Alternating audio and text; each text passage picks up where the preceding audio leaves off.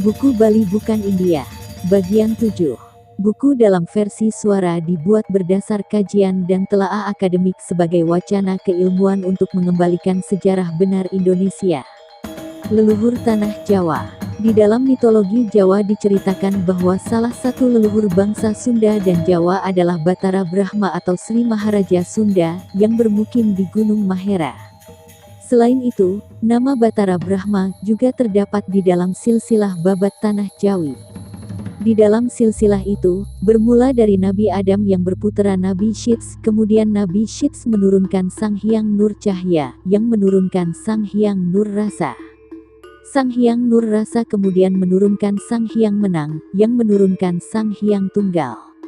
Dan Sang Hyang Tunggal kemudian menurunkan Batara Guru, yang menurunkan Batara Brahma.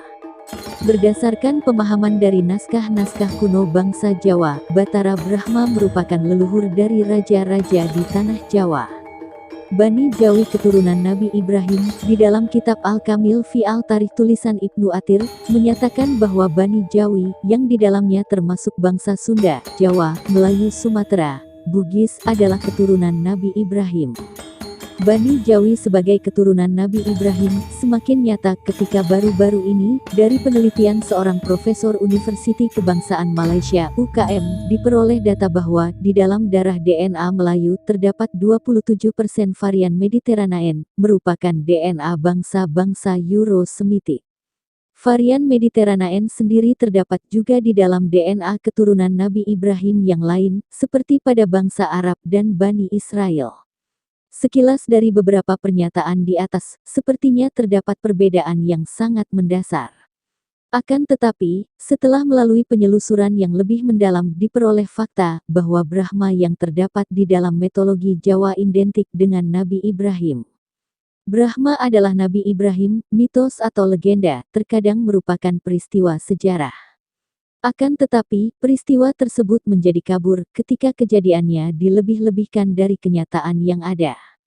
Mitos Brahma sebagai leluhur bangsa-bangsa di Nusantara, boleh jadi merupakan peristiwa sejarah, yakni mengenai kedatangan Nabi Ibrahim untuk berdakwah, di mana kemudian beliau beristri Siti Kanturah Katurah Keturah, yang kelak akan menjadi leluhur Bani Jawi, Melayu Deutro. Dan kita telah sama pahami bahwa Nabi Ibrahim berasal dari bangsa Ibriyah. Kata Ibriyah berasal dari Ain, Ba, Ra atau Abara yang berarti menyeberang.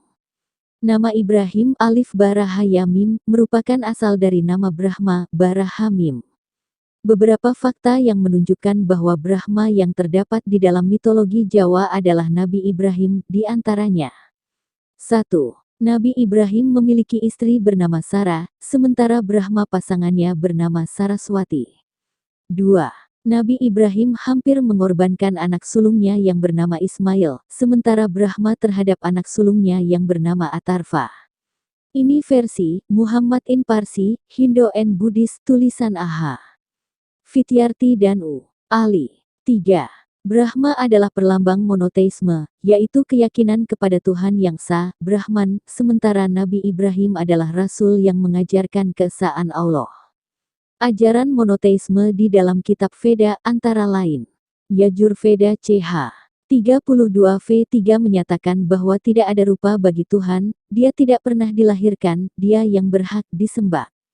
Yajurveda CH 40v8 menyatakan bahwa Tuhan tidak berbentuk dan dia suci. Atharva Veda BK 20 Him 58v3 menyatakan bahwa sungguh Tuhan itu maha besar. Yajurveda CH 32v3 menyatakan bahwa tidak ada rupa bagi Tuhan. Rigveda BK 1 Him 1v1 menyebutkan, kami tidak menyembah kecuali Tuhan yang satu. Rigveda BK 6 Him 45v6 menyebutkan sembahlah dia saja, Tuhan yang sesungguhnya. Dalam Brahma Sutra disebutkan, hanya ada satu Tuhan, tidak ada yang kedua. Tuhan tidak berbilang sama sekali. Ajaran monoteisme di dalam Veda, pada mulanya berasal dari Brahma, Nabi Ibrahim. Jadi makna awal dari Brahma bukanlah pencipta, melainkan pembawa ajaran dari Yang Maha Pencipta. 4. Nabi Ibrahim mendirikan Baitullah, Ka'bah di Bakkah, Makkah, Sementara Brahma membangun rumah Tuhan agar Tuhan diingat di sana. Muhammad in Parsi, Hindu and Buddhist, tulisan A.H. Vidyarthi dan U. Ali. Bahkan secara rinci, kitab Veda menceritakan tentang bangunan tersebut. Tempat kediaman malaikat ini mempunyai 8 putaran dan 9 pintu. Atharva Veda 10.231. Kitab Veda memberi gambaran sebenarnya tentang Ka'bah yang didirikan Nabi Ibrahim. Makna 8 putaran adalah 8 garis alami yang mengitari wilayah Bakkah di antara perbukitan, yaitu Jabal Halij, Jabal Kaikan, Jabal Hindi, Jabal Lala, Jabal Kada, Jabal Hadida, Jabal Abi Kabes dan Jabal Umar. Sementara 9 pintu terdiri dari Bab Ibrahim, Bab Al-Fida, Bab Al-Safa, Bab Ali, Bab Abbas, Bab Al-Nabi, Bab Al-Salam, Bab Al-Ziyarat dan Bab Al-Haram. Monoteisme Ibrahim. Peninggalan Nabi Ibrahim sebagai rasul pembawa ajaran monoteisme, jejaknya masih dapat terlihat pada keyakinan suku Jawa yang merupakan suku terbesar dari Bani Jawi. Suku Jawa sudah sejak dahulu, mereka menganut monoteisme, seperti keyakinan adanya Sang Hyang Widi atau Sangkan Paraning Dumadi. Selain suku Jawa, pemahaman monoteisme juga terdapat di dalam masyarakat Sunda kuno.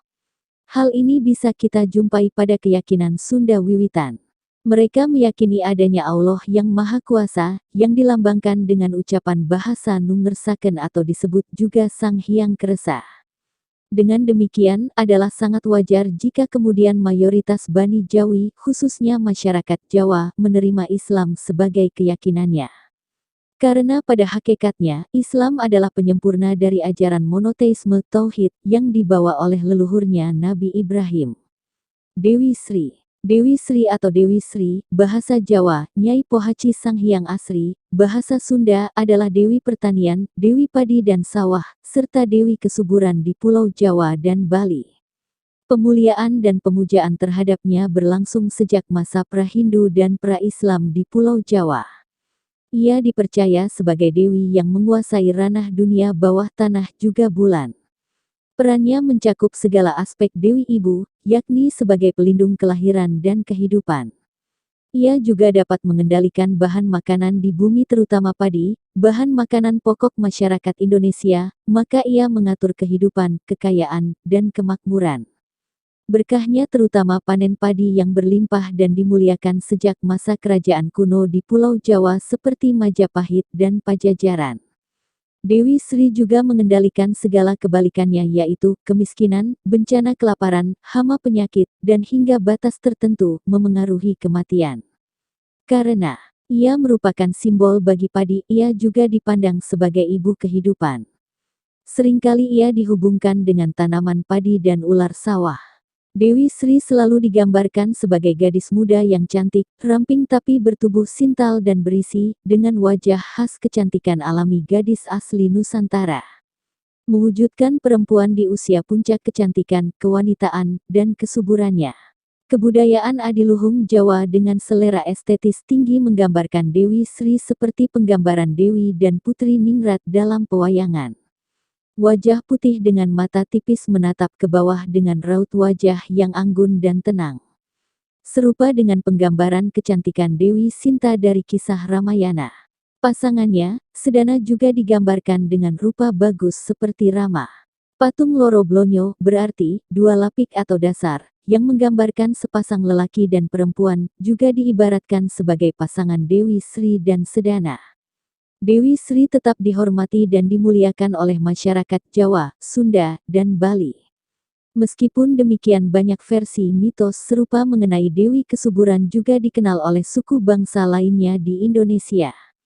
Meskipun kini orang Indonesia kebanyakan adalah Muslim, kepercayaan lokal seperti Kejawen dan Sunda wiwitan tetap berakar kuat dan pemuliaan terhadap Dewi Sri terus berlangsung bersamaan dengan pengaruh Hindu, Buddha, Islam, dan Kristen.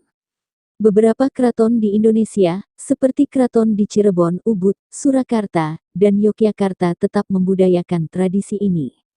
Sebagai contoh upacara selamatan atau syukuran panen di Jawa disebut sekaten atau grebek mulut yang juga berbarengan dengan perayaan Maulid Nabi Muhammad.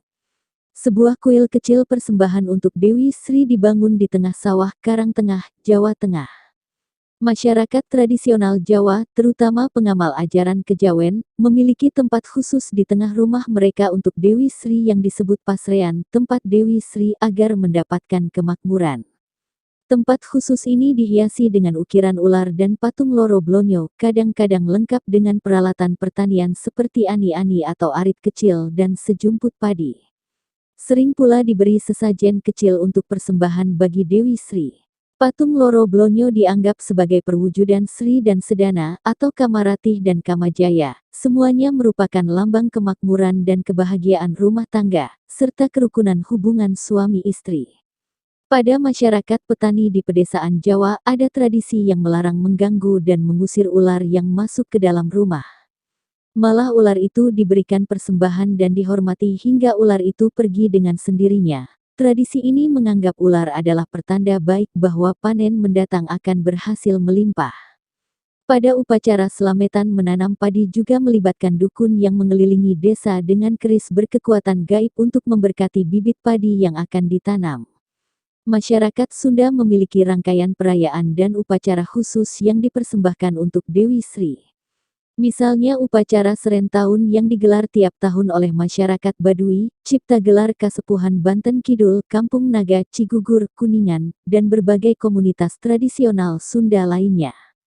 Tradisi ini ditelusuri sudah dilakukan sejak zaman Kerajaan Sunda Purba. Upacara digelar untuk memberkati bibit padi yang akan ditanam serta padi yang akan dipanen.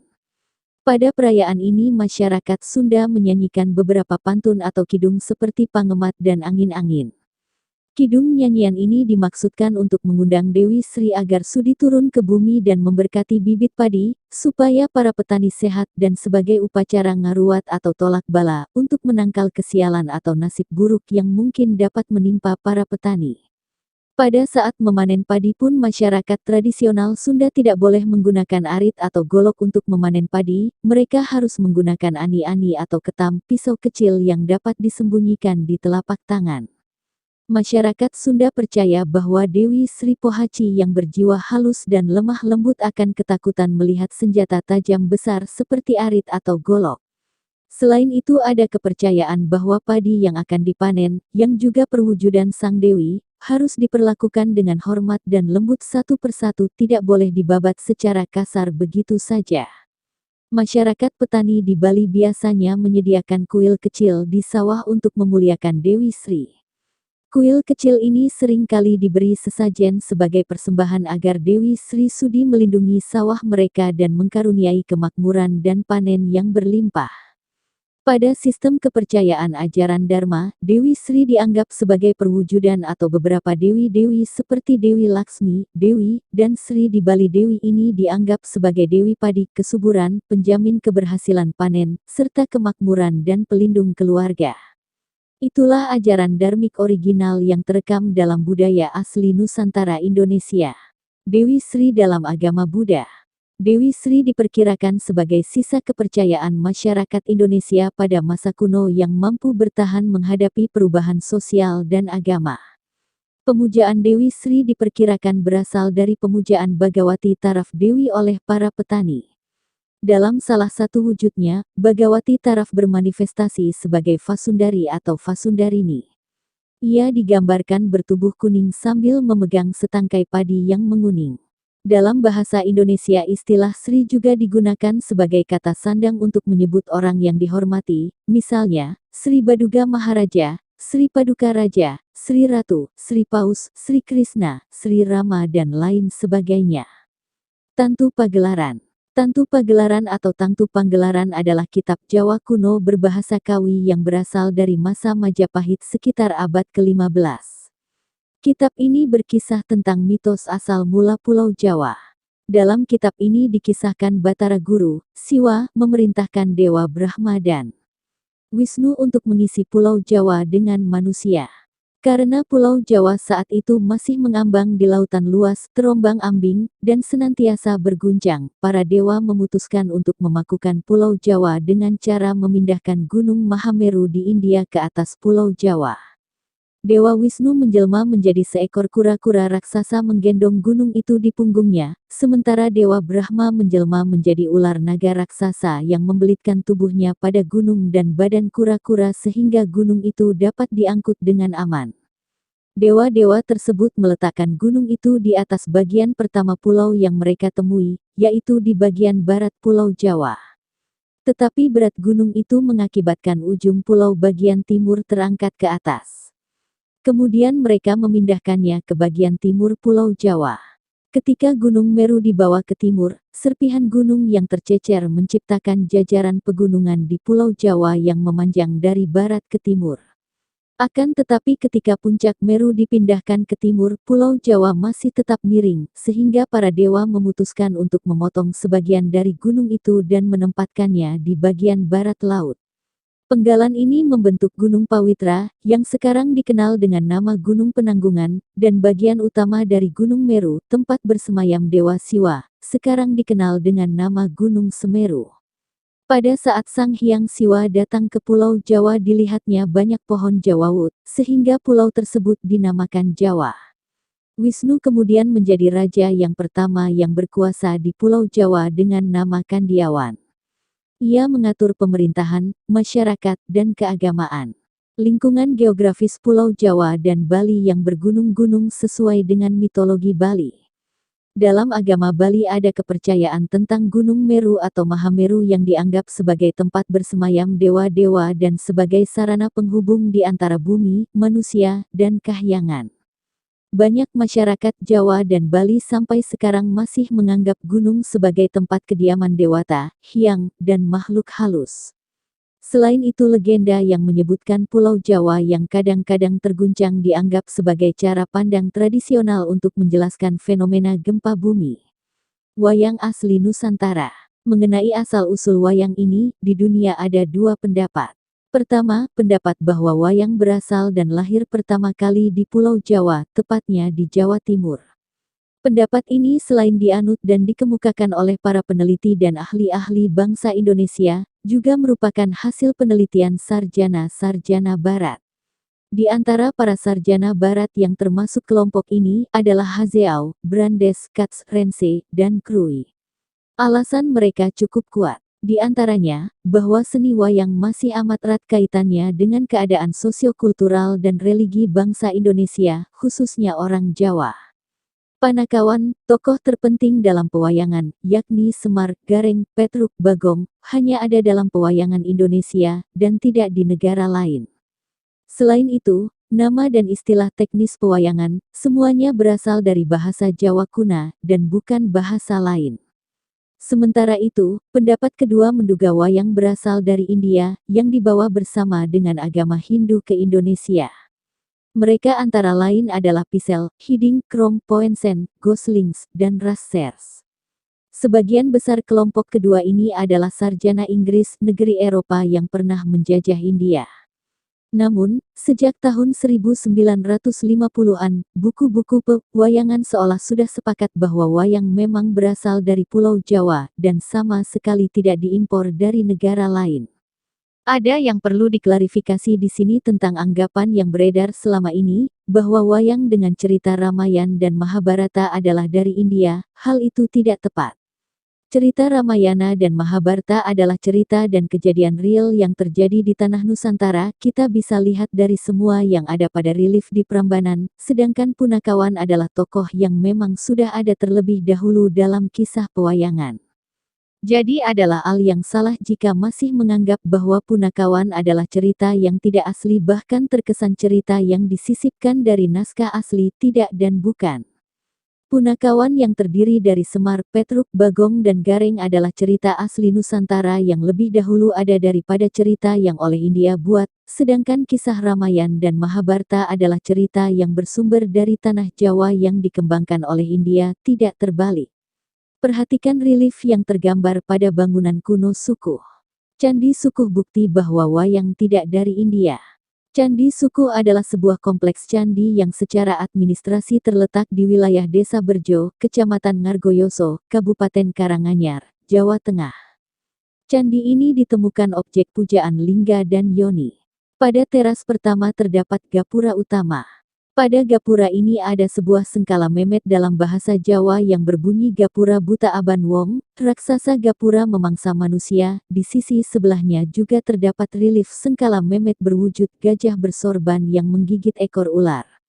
Ini dianggap melambangkan bunyi Gapura Buta Anahut Buntut, raksasa gapura menggigit ekor. Gapura pada teras kedua sudah rusak. Di kanan dan kiri gapura terdapat patung penjaga pintu atau dwara pala yang biasa ada, namun dalam keadaan rusak dan sudah tidak jelas bentuknya lagi. Gapura sudah tidak beratap dan pada teras ini tidak terdapat banyak patung-patung. Pada gapura ini terdapat sebuah candra sangkala dalam bahasa Jawa yang berbunyi Gajah Wiku Anahut Buntut yang berarti gajah pendeta menggigit ekor dalam bahasa Indonesia.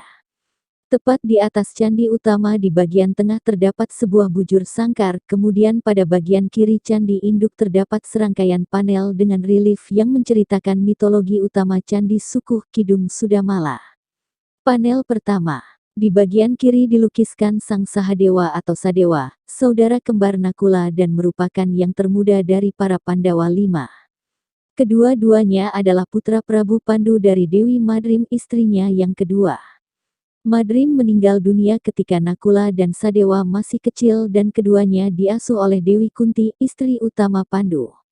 Dewi Kunti lalu mengasuh mereka bersama ketiga anaknya dari Pandu, Yudhistira, Bima dan Arjuna. Relief ini menggambarkan Sadewa yang sedang berjongkok dan diikuti oleh seorang punakawan atau pengiring. Berhadapan dengan Sadewa terlihatlah seorang tokoh wanita yaitu Dewi Durga yang juga disertai seorang punakawan. Panel kedua. Pada relief kedua ini dipahat gambar Dewi Durga yang telah berubah menjadi seorang raksasi, raksasa wanita, yang berwajah mengerikan. Dua orang raksasa mengerikan, Kalantaka dan Kalanjaya menyertai Batari Durga yang sedang murka dan mengancam akan membunuh Sadewa.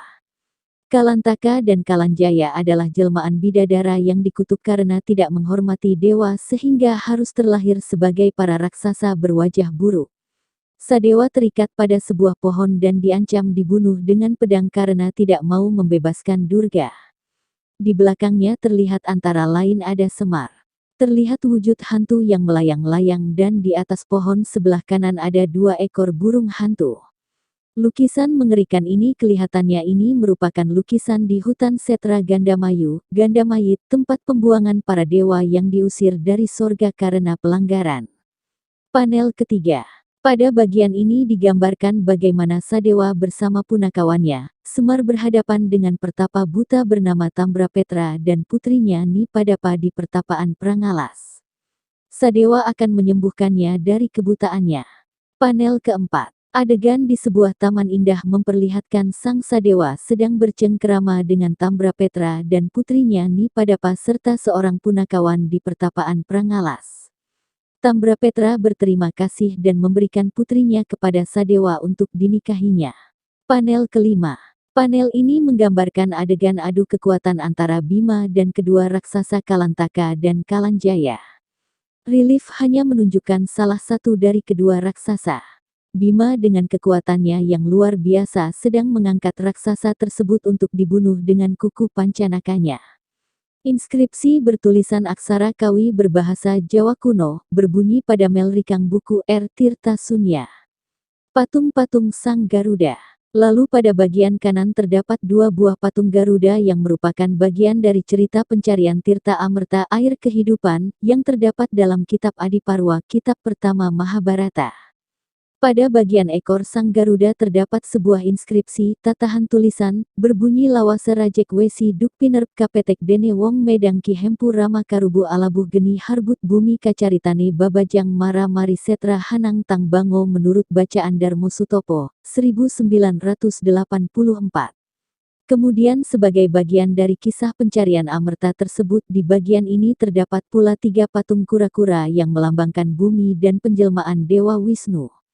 Bentuk kura-kura ini menyerupai meja dan ada kemungkinan memang didesain sebagai tempat menaruh sesajian. Sebuah piramida yang puncaknya terpotong melambangkan Gunung Mandaragiri yang diambil puncaknya untuk mengaduk-aduk lautan mencari Tirta Amerta. Beberapa bangunan dan patung lainnya selain candi utama dan patung-patung kura-kura, Garuda serta relief-relief masih ditemukan pula beberapa patung hewan berbentuk celeng, babi hutan, dan gajah berpelana. Pada zaman dahulu para ksatria dan kaum bangsawan berwahana gajah. Lalu ada pula bangunan berelief tapal kuda dengan dua sosok manusia di dalamnya, di sebelah kiri dan kanan yang berhadapan satu sama lain. Ada yang berpendapat bahwa relief ini melambangkan rahim seorang wanita dan sosok sebelah kiri melambangkan kejahatan dan sosok sebelah kanan melambangkan kebajikan. Namun hal ini belum begitu jelas. Kemudian ada sebuah bangunan kecil di depan candi utama yang disebut Candi Pewara. Di bagian tengahnya, bangunan ini berlubang dan terdapat patung kecil tanpa kepala. Patung ini oleh beberapa kalangan masih dikeramatkan sebab seringkali diberi sesajian. Budaya wayang diperkirakan sudah lahir di Indonesia setidaknya pada zaman pemerintahan Prabu Airlangga, Raja Kahuripan, 976-1012, yakni ketika kerajaan di Jawa Timur itu sedang makmur-makmurnya. Karya sastra yang menjadi bahan cerita wayang sudah ditulis oleh para pujangga Indonesia sejak abad 10. Antara lain, naskah sastra Kitab Ramayana Kakawin berbahasa Jawa Kuna ditulis pada masa pemerintahan Raja Dyah Balitung, 989-910. Selanjutnya, para pujangga Jawa tidak lagi hanya menuliskan Ramayana dan Mahabharata ke bahasa Jawa Kuna, tetapi mengubahnya dan menceritakan kembali dengan memasukkan falsafah Jawa ke dalamnya. Contohnya, karya Empu Kanwa Arjuna Wiwaha Kakawin, yang merupakan gubahan yang berinduk pada kitab Mahabharata. Gubahan lain yang lebih nyata bedanya dari gan cerita versi India, adalah Bharatayuda Kakawin karya Empu Sedah dan Empu Panuluh. Karya agung ini dikerjakan pada masa pemerintahan Prabu Jayabaya, Raja Kediri tahun 1130 sampai tahun 1160. Wayang sebagai suatu pergelaran dan tontonan pun sudah dimulai ada sejak zaman pemerintahan Raja Airlangga. Beberapa prasasti yang dibuat pada masa itu antara lain sudah menyebutkan kata-kata mawayang dan aringgit, yang maksudnya adalah pertunjukan wayang. Seni adalah merupakan penciptaan dari segala macam bentuk atau benda yang karena keindahan bentuknya, suaranya orang akan senang melihat atau mendengarnya. Museum Bali, L979-1. Orang yang menghasilkan karya seni disebut seniman. Gaya yang nampak pada ciptaan seorang seniman berhubungan erat dengan dunia kebudayaan yang berkembang dalam lingkungan hidupnya dan seni mampu berkembang dengan baik jika seorang seniman mampu memenuhi kepuasan batin penikmat seni. Mutu seni dapat menggambarkan taraf kehidupan suatu bangsa dan melalui seni dapat diketahui kepribadian bangsa. Fungsi kesenian sebagai alat komunikasi adalah memperkuat keyakinan, nilai-nilai, norma-norma yang membawa masyarakat ke suatu kemungkinan untuk berkomunikasi dengan hakikat tertinggi secara lebih tenang dan tepat. Daeng, 1992-198. Nilai-nilai yang terkandung dalam seni pertunjukan di Bali adalah nilai agama, nilai logika, nilai estetika dan nilai etika. Atmaja, 1988-25. Nilai-nilai ini diolah oleh para pencipta seni pertunjukan untuk memenuhi kebutuhan masyarakat Bali di bidang upacara, seperti misalnya pementasan wayang Sapuleger bersifat religius, magis, dan spiritual. Seni merupakan pengungkapan cita, rasa dan karsa manusia sehingga menimbulkan rasa indah, senang dan kagum. Seorang seniman mempunyai kemampuan untuk menarik perhatian orang lain dengan mempergunakan keahliannya di bidang seni. Kreativitas masyarakat Bali di bidang seni tidak dapat dipisahkan dengan kebudayaan yang bernafaskan agama karena untuk memuja Tuhan didominasi oleh seni. Seni direalisasikan dalam pelaksanaan agama pada umumnya bersifat religius sebagai penunjang semangat keagamaan yang dapat mendorong pikiran ke arah keindahan, ketenangan dan akhimnya menuju pada kesucian. Estetika berasal dari bahasa Yunani yaitu kata aesthetis, yang berarti perasaan atau sensitivitas. Keindahan sangat erat hubungannya dengan selera dan perasaan, akan tetapi saat ini diartikan sebagai segala pemikiran filosofis tentang seni. Wajiz Anwar, 1989. Aktivitas estetis masyarakat Bali pada mulanya berfungsi untuk memenuhi kebutuhannya dalam upaya memelihara keserasian hubungan antara manusia dengan Tuhannya, manusia dengan lingkungan hidupnya, dan manusia dengan sesamanya sehingga terwujud kesejahteraan yang seimbang antara material spiritual yang dikenal dengan istilah Trihita Karana, Griya, 1993-93. Atas dasar konsep tersebut muncul kreativitasnya di bidang kesenian sebagai pendukung upacara seperti seni ukir diwujudkan dalam membuat patung-patung sebagai sesembahan, seni suara yang diwujudkan dalam tembang-tembang yang disebut dengan kekawin, seni tabuh sebagai nilai seni dan nilai agama pengiring upacara, seni pertunjukan dengan dipentaskannya wayang gedok sebagai pengiring upacara dan berbagai macam perlengkapan upacara sebagai alat persembahan. Nilai estetika atau keindahan merupakan perwujudan dari cita, rasa, dan karsa manusia, sehingga tidak dapat dipisahkan dari kehidupannya. Bagi masyarakat Bali nilai estetika yang dimilikinya dituangkan pada aktivitas untuk memuja Tuhan, karena disadarinya bahwa segala sesuatu yang didapat untuk pendukung hidupnya merupakan karunia Tuhan dan manusia diberikan kemampuan untuk mengolah unsur-unsur alam yang tersedia. Penataan Banten mulai dari reringgitan anyaman-anyaman, bentuk jajan, buah-buahan ditata sedemikian rupa untuk dipersembahkan merupakan perwujudan rasa seni. Selain dari persembahan Banten juga dipersembahkan berbagai macam seni seperti seni tari, seni tabuh, seni pewayangan dan seni suara. Delianggi, 1996-43, mengutip pendapat Beardsley yang menyatakan bahwa ada 3 unsur sifat-sifat yang membuat suatu karya disebut estetis yaitu: pertama, kesatuan, yaitu suatu karya itu tersusun secara baik atau sempurna bentuknya. Kedua, kerumitan, adalah suatu karya yang rumit dan mengandung perbedaan-perbedaan yang halus. Ketiga, kesungguhan, adalah suatu karya yang mempunyai kualitas tertentu yang menonjol. Pementasan wayang gedok dalam upacara Butayatnya dan pembuatan alat-alat upacaranya jika diruntut dari pembuatannya mengandung ketiga unsur tersebut seperti unsur kesatuan. Pembuatan Banten yang ditata sedemikian rupa untuk dipersembahkan merupakan satu kesatuan antara berbagai macam jenis bahan seperti daun-daunan, buah-buahan, dan berbagai jajan yang ditata dengan rapi, sehingga terbentuk dan tersusun secara sempurna. Kerumitan, membuat seperangkat sarana upacaranya merupakan suatu karya yang sangat rumit dan merangkai sampai penataannya sehingga selesai dengan sempurna. Kesungguhan, suatu yang menonjol dalam pelaksanaan upacara Butayatnya dan alat-alat upacaranya adalah kerapian dan keunikan penataan bahan-bahan sesaji, sehingga menjadi satu kesatuan bentuk yang khas. Setiap orang mempunyai rasa keindahan terhadap sesuatu yang dilihatnya. Alam dengan aneka ragam isinya mempunyai nilai keindahan tergantung pada cara manusia memandangnya dan tergantung pada budaya yang merupakan hasil cipta, rasa dan karsa suatu masyarakat. Rasa seni yang dimiliki oleh masyarakat Bali dituangkan dalam berbagai bentuk seni sebagai sesembahan dan alat-alat upacara sebagai persembahan untuk mewujudkan rasa baktinya kepada Tuhan. Raka, 1996-104.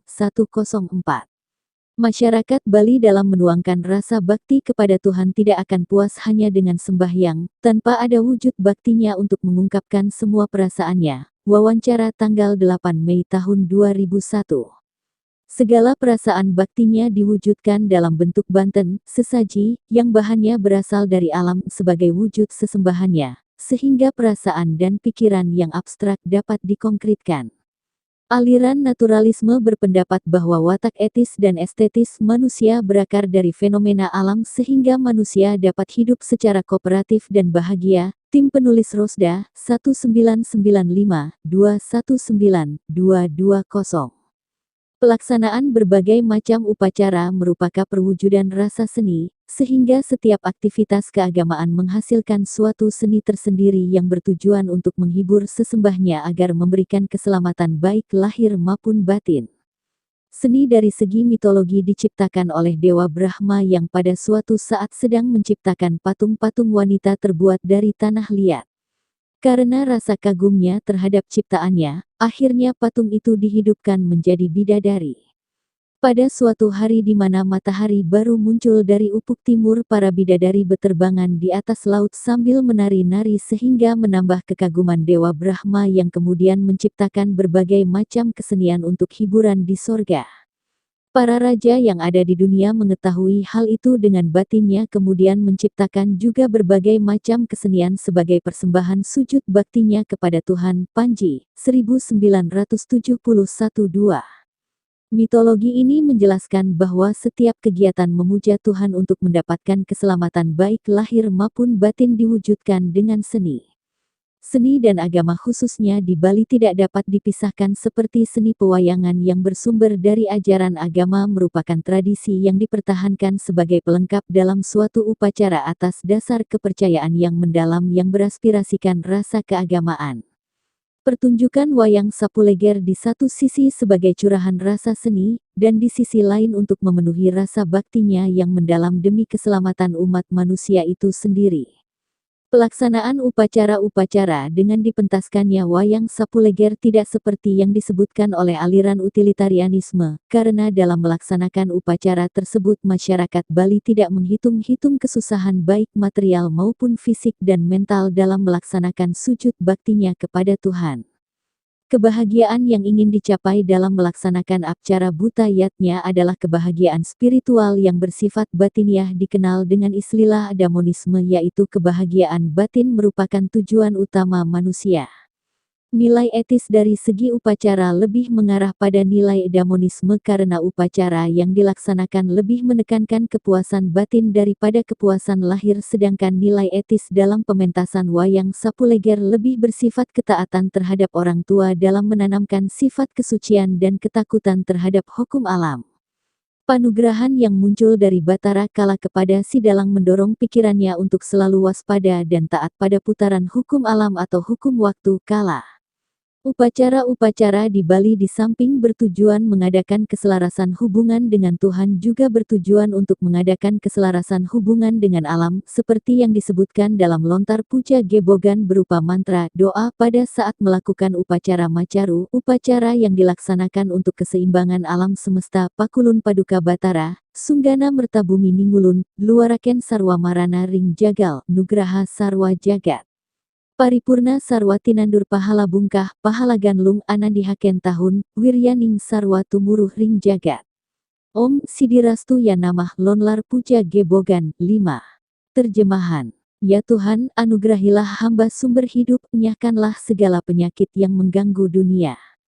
Anugerahkanlah segala yang ada di dunia, sempurnakanlah hidup segala yang ditanam, buah-buahan, padi, semoga atas rahmat-Mu segala yang tumbuh di dunia hidup subur.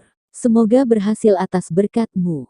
Puja mantra, doa, di atas menunjukkan betapa pentingnya pelestarian terhadap alam bagi kelangsungan hidup manusia di bidang estetis, yang dalam hal ini masyarakat Bali menggunakan upacara ngruat, ngelukat sama dengan anyupat, sebagai media untuk melestarikannya. Nilai estetik dalam hal ini lebih ditekankan pada pembuatan alat-alat upacara caru balik sumpah sebagai persembahan yang bertujuan mengadakan keselarasan hubungan dengan alam. Rasa estetis masyarakat Bali ibih banyak digunakan untuk memenuhi rasa baktinya kepada Tuhan, yang diwujudkan dalam membuat alat-alat upacara, patung-patung, dan segala bentuk seni sebagai curahan rasa baktinya yang mendalam kepada sesembahannya.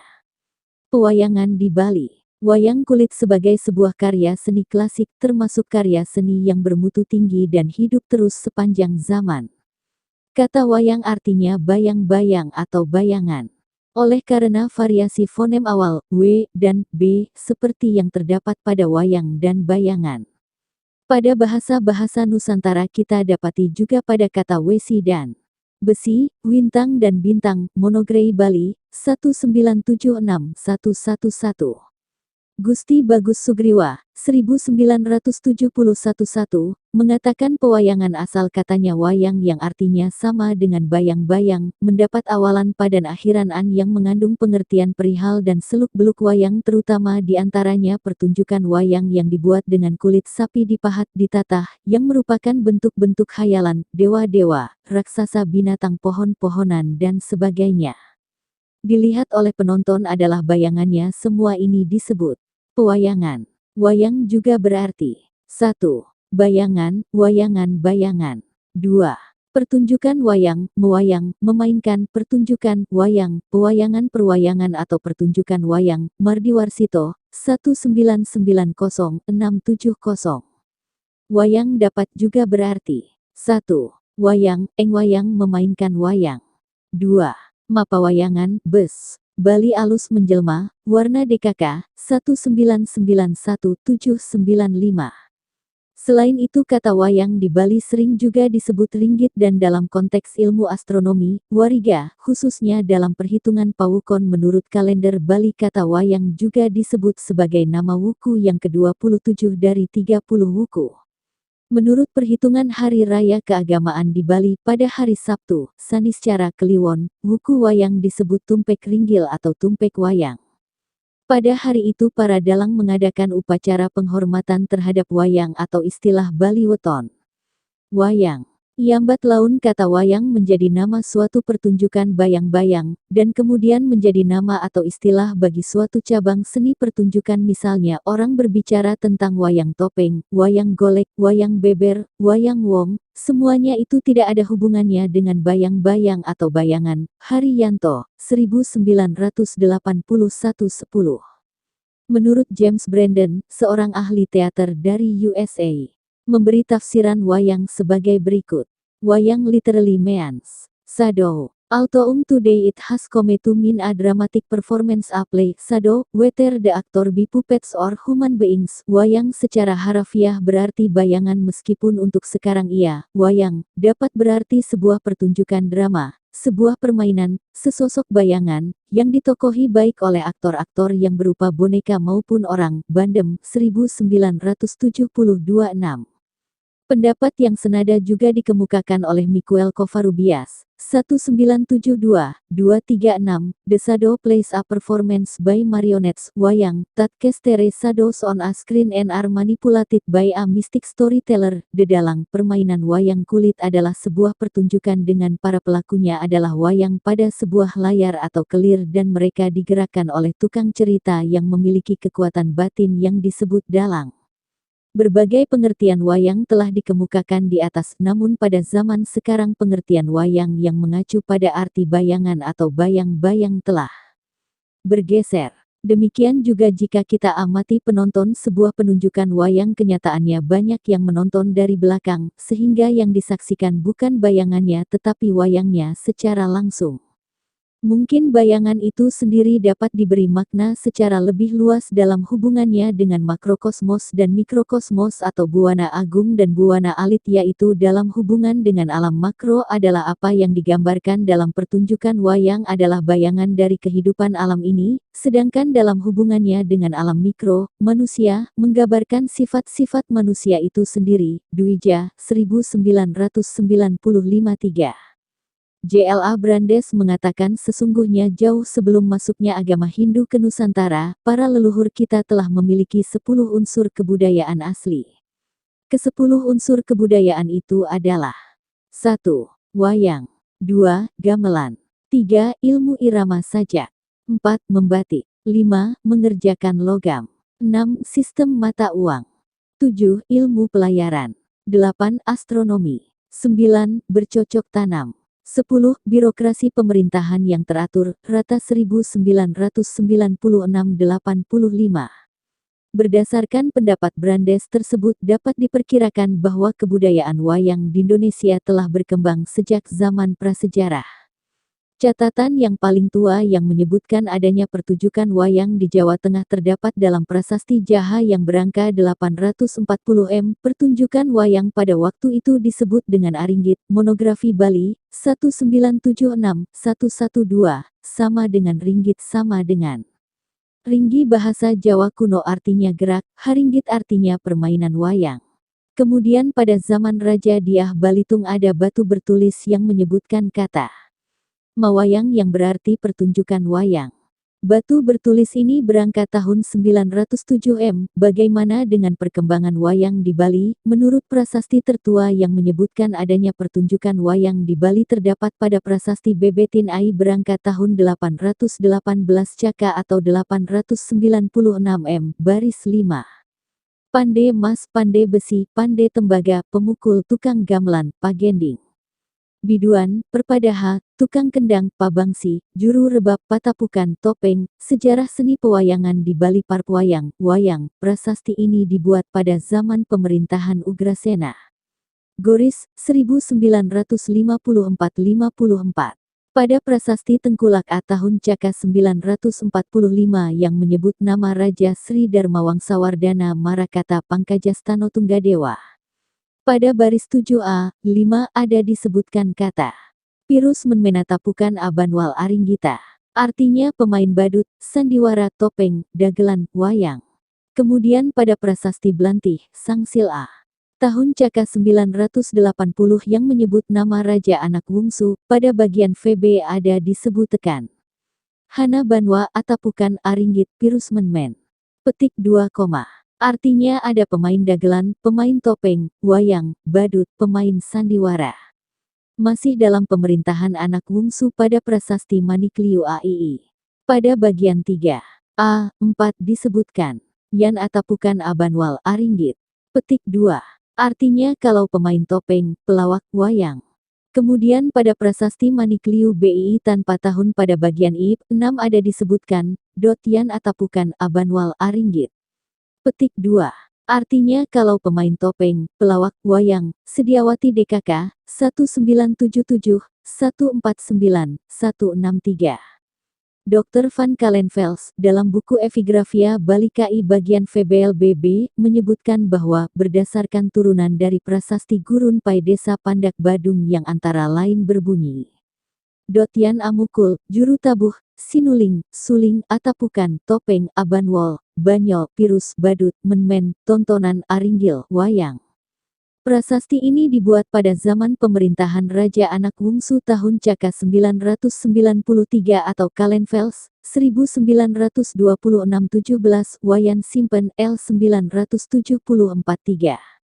Pada prasasti Sawan A2 sama dengan Bila 2, berangkat tahun Caka 995 yang menyebutkan nama Raja Anak Wungsu, pada bagian VB, 5 ada disebutkan, garis bawah awayang atali-talian juran I Haji Ku 2 pawehnya. Petik 2. Artinya pemain wayang, wayang orang, tali-tali bangjuran istana supaya diberi 2 ku, OP, Cit, 1977, 169, 170. Berdasarkan beberapa prasasti di atas, maka sementara dapat diduga bahwa pertunjukan wayang di Bali telah ada sejak abad ke-8 akhir atau abad ke-9 awal. Sedangkan Brandes dan Van der Tuuk menyimpulkan berdasarkan kalimat Hana Banwal Atapukan Aringgit yang terdapat pada sebuah prasasti tembaga yang ditemukan di Bali, bahwa di Bali sudah ada pertunjukan wayang pada tahun 980 Caka. Haryanto L99 LL0. Perkiraan adanya wayang berdasarkan prasasti dapat kita telusuri secara pasti, namun sampai di sini kita belum mendapat gambaran mengenai bentuk, sumber lakon, dan fungsi dari pertunjukan wayang itu sendiri. Jenis-jenis wayang di Bali. Wayang Bali secara garis besar dapat dikelompokkan menjadi 2 golongan yaitu 1. Wayang sakral, sacred shadow play. 2. Wayang profan, secural shadow play. Wayang sakral, sacred shadow play, dapat dibedakan berdasarkan sumber lakon menjadi 1.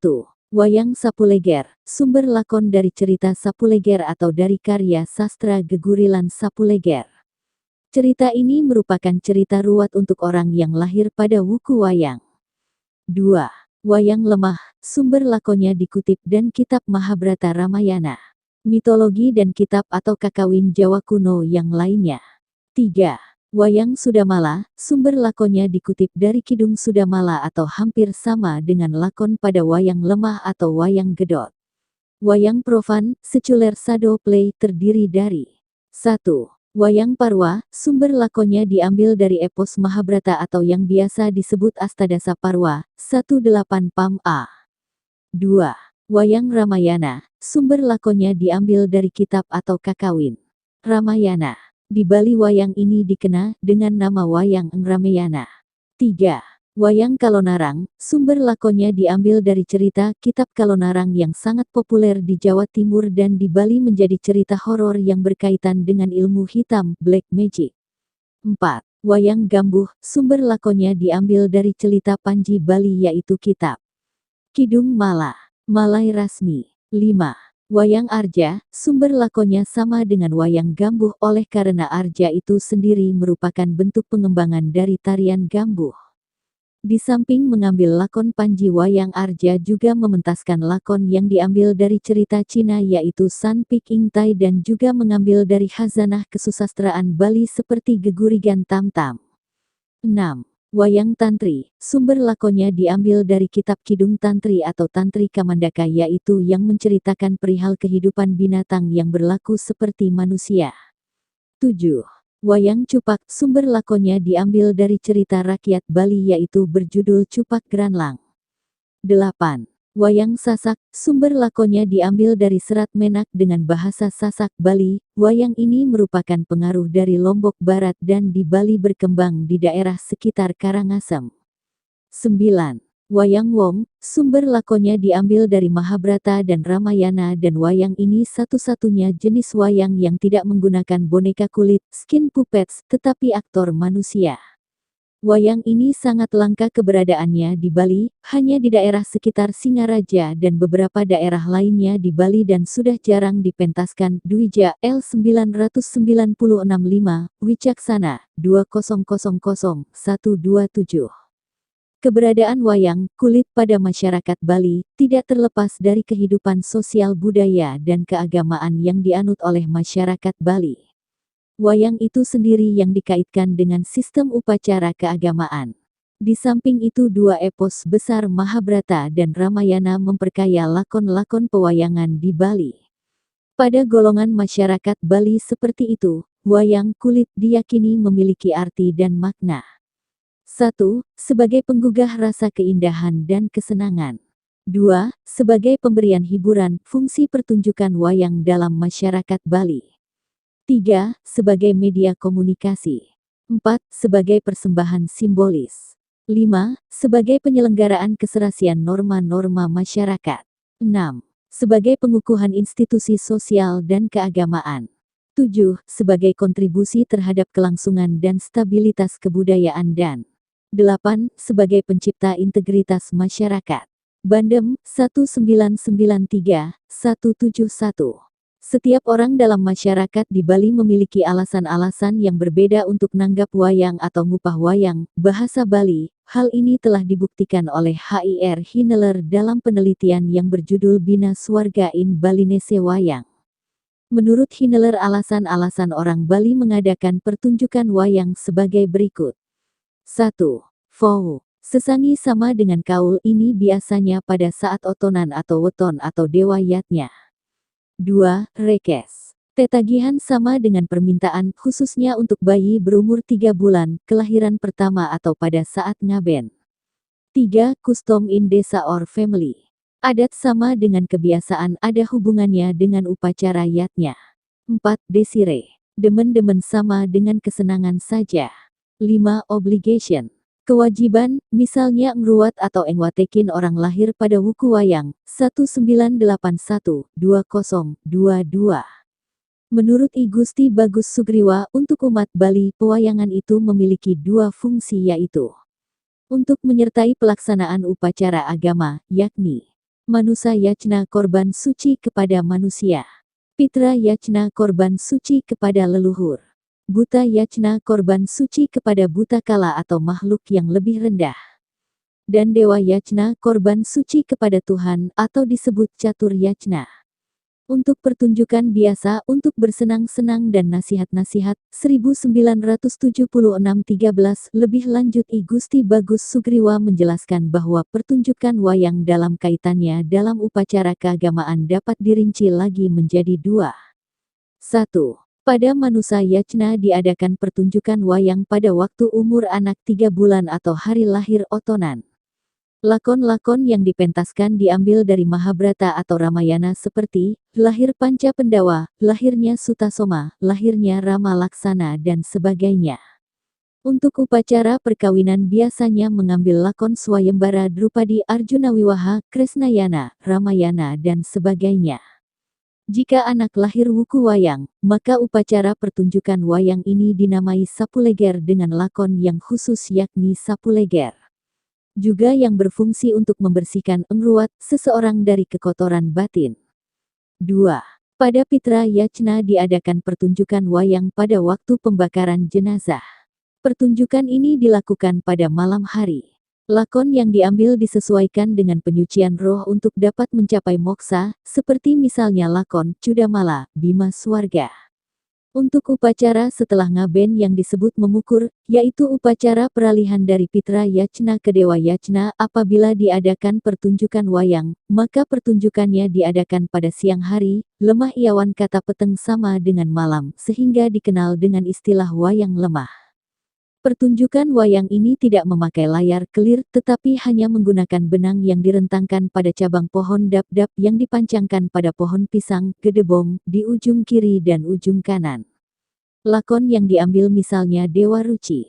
Dewa Yacna adalah persembahyangan kepada Ida Sang Hyang Widiwasa Tuhan Yang Maha Esa. Persembahyangan ini dilakukan di sanggah, merajan, pura dan sebagainya. Pelaksanaannya sama dengan wayang pada Pitra Yacna di atas, yakni pada waktu siang hari. Lakon yang diambil misalnya, Smaradana, Samudra Mantana. Buta Yacna yaitu upacara pembersihan alam semesta, biasanya pada upacara-upacara besar seperti Ekadasa Rudra Pancawali Krama Tawur Agung. Di samping itu diadakan pula pada saat upacara yang kecil, baik di lingkungan rumah tangga maupun di lingkungan desa. Pertunjukan pada waktu siang hari. Di samping dalam kaitan dengan upacara agama, pertunjukan wayang juga untuk semata-mata sebagai hiburan rohani. Biasanya pertunjukan wayang seperti ini dikaitkan dengan hari-hari tertentu seperti ulang tahun Karang Taruna, Hari Besar Nasional dan sebagainya. Di samping I Gusti Bagus Sugriwa, yang membahas fungsi pewayangan di Bali I. R. Hiniler juga memperkuat pendapat I Gusti Bagus Sugriwa. Menurut Hiniler, pertunjukan wayang dalam kaitannya dengan upacara keagamaan adalah sebagai berikut. 1. Manusa Yacna Offering of Human. 2. Pitra Yacna Offering of Ancestor Spirit. 3. Dewa Yacna Offering of God. 4. Buta Yacna Offering of Soft Creature or Buta Kala. 5. Ersi Yacna Offering of Religion Teacher. 6. Upacara yang lain Othar Ceremonies. Sistem keagamaan secara tidak langsung sebagai pengikat kelangsungan hidup wayang itu sendiri. Antara agama dengan wayang saling menunjang dalam aktivitasnya. Wayang juga dapat digunakan sebagai media untuk mengajarkan nilai-nilai filsafat keagamaan kepada masyarakat pendukungnya. Wayang kulit Bali memerlukan waktu antara 3 atau 5 jam dalam sebuah pertunjukan.